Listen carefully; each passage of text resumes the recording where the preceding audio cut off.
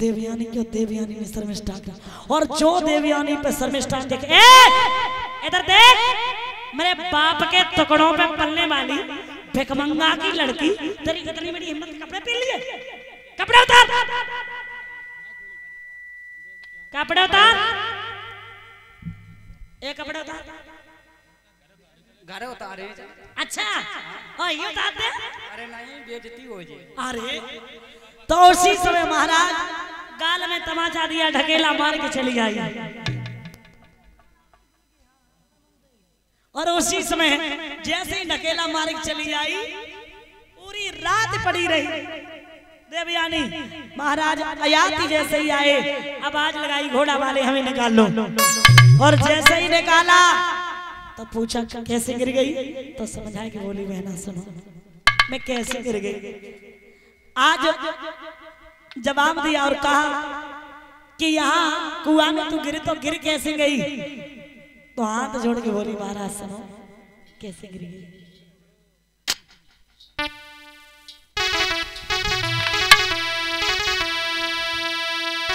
बैरी हुई गई सहेलिया, ढकेल गई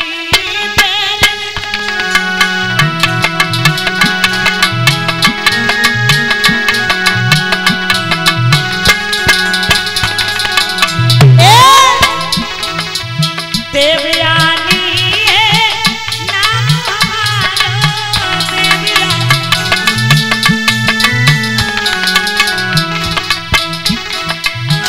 पकड़ो मेरी अंगुलियां,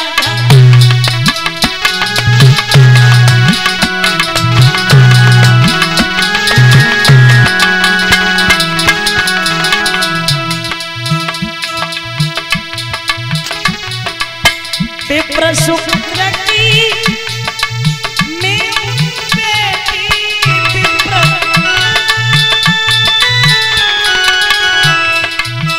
पकड़ो मेरी अंगुलियां, ढकेल गई पैर में हुई गई सहेलियां, ढकेल गई पैर में हुई गई सहेलियां,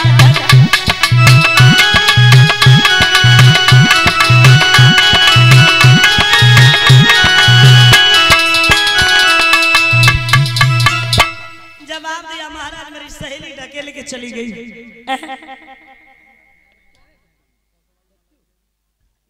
अब ऐसा करो, अब तुम ही अमाओ करो और तुम ही अमाओ भरो, जो बोले सोई कुंडी खोले, ये गाँव की रीति है? बिल्कुल नहीं, ऐसा तो नहीं हो सकता। जवाब दिया महाराज मैं कुआं में पड़ी भी लग रही थी, तुमने खींचो पकड़ कर लाई है, मेरे हाथ पकड़ के मत छोड़ो, मुझे दुल्हन ले बनाई है। इस ब्राह्मण कुल की बेटी को महाराज अगर अपनाएंगे तो ब्राह्मण कुल की इज्जत में राजा चार चांद लग जाएंगे। उसी समय जवाब दिया पागल है क्या, तू ब्राह्मण की लड़की में यदुवंशी कैसे हो सकता।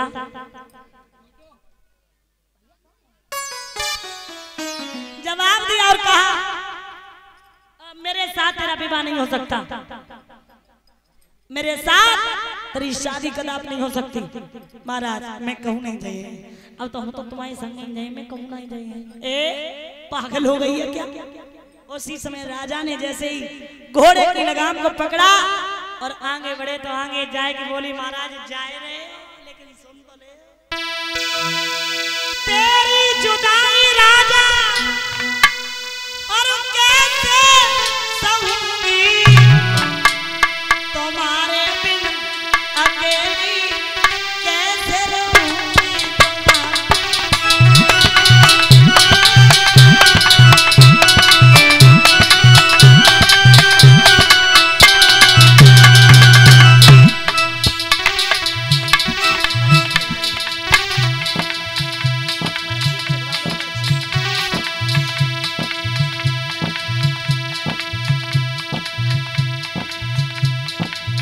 जो मैं ऐसा जानती प्रीत करे दुख होए,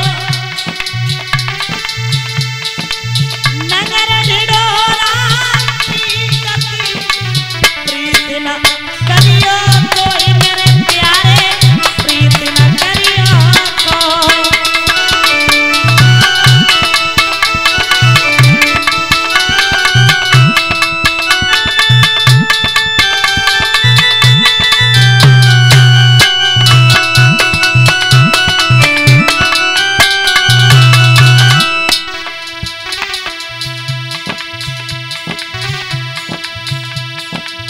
बाएं छुड़ाए जानो निवल जान की मोए इरादे से कर जाओगे सबल जाने तो मेरे प्यारे सबल जाने तो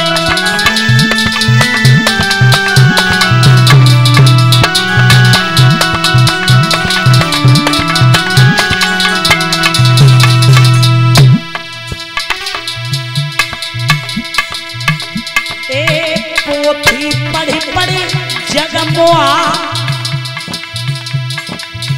पंडित भयान कोई दाई चर प्रेम के पढ़े सो पंडित होए मेरे प्यारे पढ़े सो पंडित होए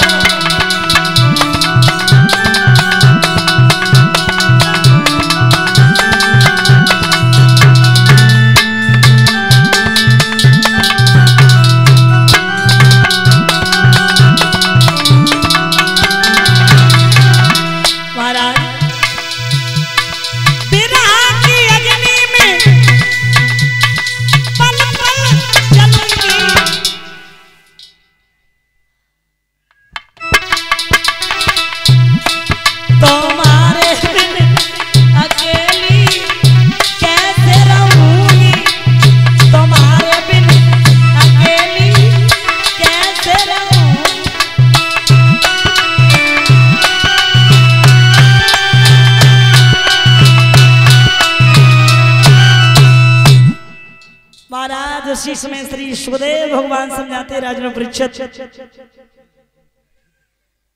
आज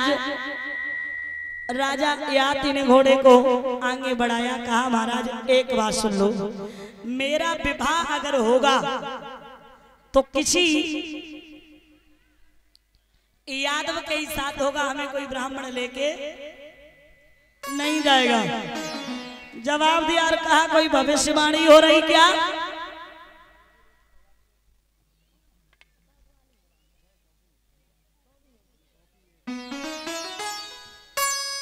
जवाब दिया और कहा कोई भविष्यवाणी हो रही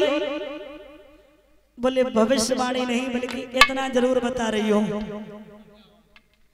कि मेरे पिता का शिष्य था जिसका नाम था कच्छ वो मेरे पिता से जीवनी विद्या सीखता था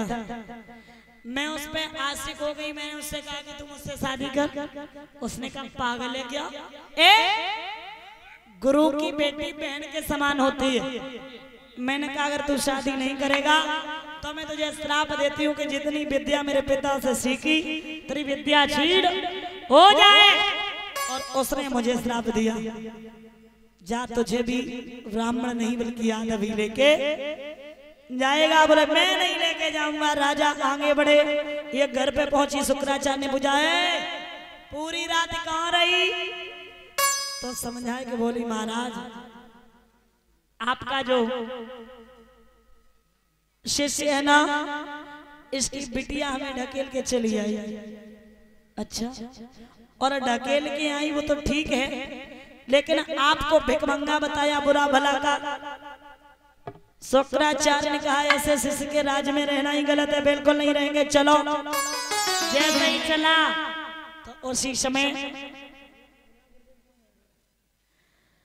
उसी समय विश्वकर्मा पास में आया और कहने लगा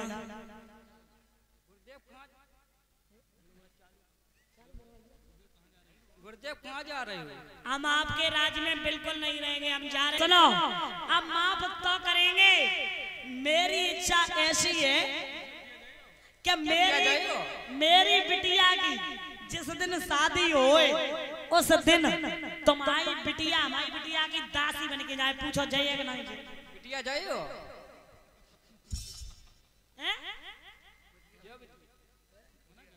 पूछो नहीं हम ना रुके पूछो जाइए कि नहीं बिटिया जाओ चलिए पूछो मां पूछो जाइए कि नहीं जाइए हम हाँ